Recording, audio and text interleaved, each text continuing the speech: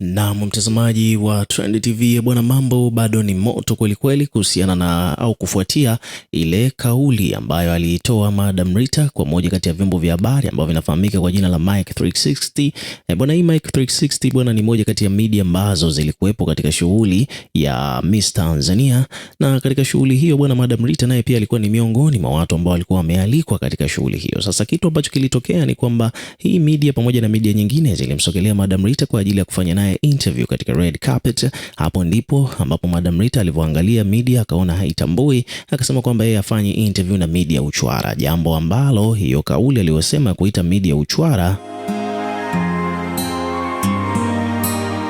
ni kitu ambacho kimewakwaza wadau wengi sana wa mziki, wadau wa entertainment industry, lakini pia vile waandishi wa habari mbalimbali katika nchi ya Tanzania. Kwa hivyo basi, moja kwa moja nadhani tunafahamu vingine vilivyotokea, tumesha report katika video zilizopita, lakini hii ni habari ambayo imetufikia kuhusiana na Jumikita, ambayo hii bwana hii ni moja kati ya jumuiya ya wanahabari wa mitandaoni katika mitandao ya kijamii.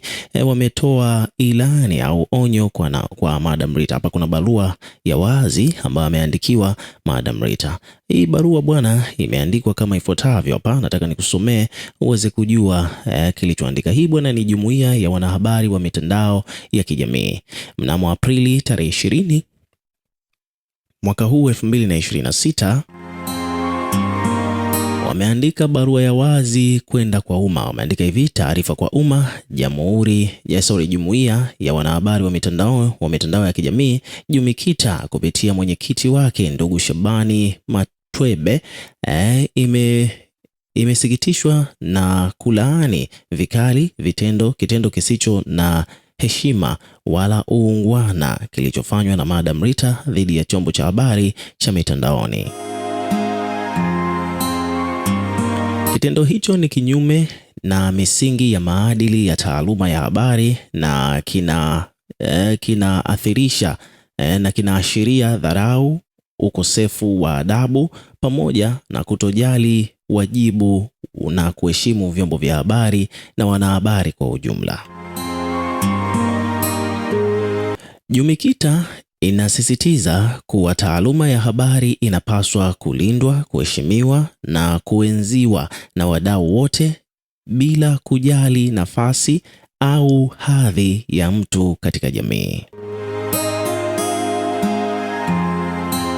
Kutokana na tukio hilo, Jumikita inatoa wito kwa vyombo vyote vya habari kusitisha kumpa ushirikiano Madam Rita hadi pale atakapojitokeza mitandaoni kuomba radhi kwa umma pamoja na chombo cha habari kilichoathirika. Imetolewa na Dickson Mushi, katibu mkuu Jumikita.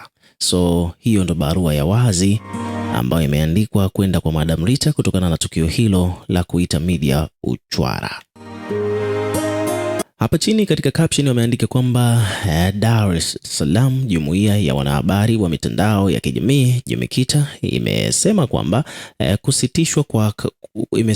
imesikitishwa na kauli na kitendo kilichofanyika ambacho ni ukosefu wa heshima kilichofanywa na Rita Paulson au Madam Rita dhidi ya chombo cha habari cha mitandaoni. Tukio hilo limetokea mnamo Aprili 19 mwaka 2026 katika hafla ya Miss World Tanzania kwa mwaka huu 2026 iliyofanyika kwenye ukumbi wa Superdome Masaki, ambapo media ya mitandao inayofahamika kwa jina la Mike 360 ilipomfuata Rita kwa ajili ya mahojiano. Alijibiwa kwamba vimedia vya uchwara yeye huwaga afanye interview. Kupitia ukurasa wake wa Instagram, Rita ameandika, binadamu tumeumbwa kukosea, na mimi pia jana bila kutarajia niliteleza. Naomba radhi kwa Mike 360 Media na kwa kila aliyechukizwa na kauli yangu ambayo nilisema huku nikiwa na mood mbaya.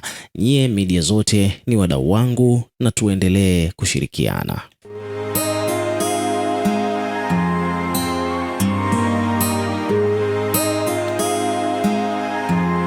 So huo ni ujumbe wa Madam Rita kwenda kwa media hiyo, lakini pia vile ni kwamba Jumikita ikiwa kama jumuiya ya wanahabari wa mitandaoni imetoa wito huo kwake Madam Rita. Lakini ukiachana na hayo, pia vile wadau mbalimbali, wanahabari mbalimbali hapa Tanzania wamepaza sauti kulaani kitendo ambacho amekifanya Madam Rita, akiwemo Baraka Mpenja. Huyu pia ni mwanahabari wa michezo Tanzania, amekuja kuzungumza hapa. Ameandika kwamba bwana, poleni sana ndugu zetu wa media, uchwara huu ni upuuzi kabisa kwa sisi online media. Ichukueni kama changamoto, songeni mbele, kukua kuna hatua zake, mojawapo ni kama hii ya kukataliwa. Okay, huyo ni Baraka Mpenja. Lakini pia yuko MC Nsena Events, ameandika kwamba imenikumbusha mbali sana, miaka 5 iliyopita niliwahi kukataliwa na familia fulani hivi, wakisema kwamba sherehe zao hazifanywi na MC wa aina yangu. Sikuwalaumu, nilimwambia Mungu kwamba nakuamini, ipo siku jina lako litatukuzwa kupitia mimi. Leo nasema hivi, kwa yeyote yule anayepitia kukataliwa, usikate tamaa kaka au dada, ipo siku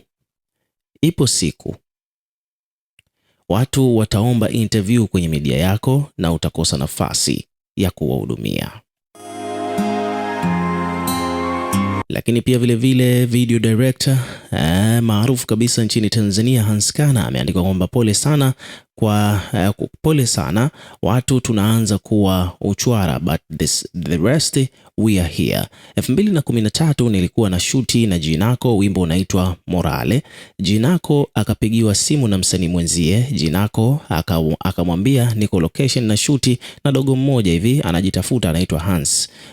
Basi yule msanii akamwambia, na wewe bwana, kama madirector wako na wewe kwa madirector wako chochoroni. Then ilikuwa ni loudspeaker.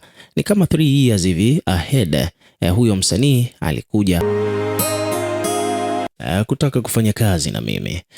Kuna mtu mwingine hapa anaitwa Kamanda Kwisa Mzee Mkavu, anasema kwamba bwana, naona watu wengi sana wanatoa ushuhuda wao, poleni sana.